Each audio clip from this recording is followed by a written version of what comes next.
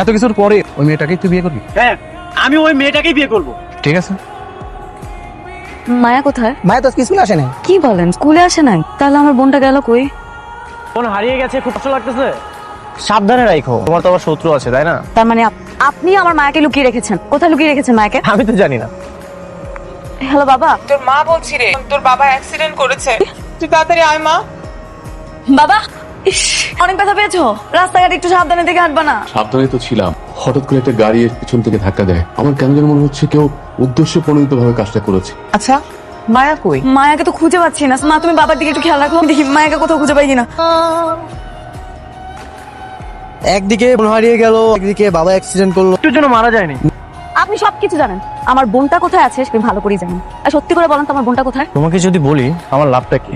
আপনি কি চান? তোমাকে আমি বিয়ে করতে চাই। আপনাকে বিয়ে করলে কি আমার বোনকে ফিরিয়ে দিবেন? অবশ্যই, তুমি তোমার বোনকে ফেরত পাবে। এরপর আর আমার পরিবারের কোনো ক্ষতি হবে না? ঠিক আছে, আপনি আপনার বাবার সাথে কথা বলুন, আমি আপনাকে বিয়ে করতে রাজি।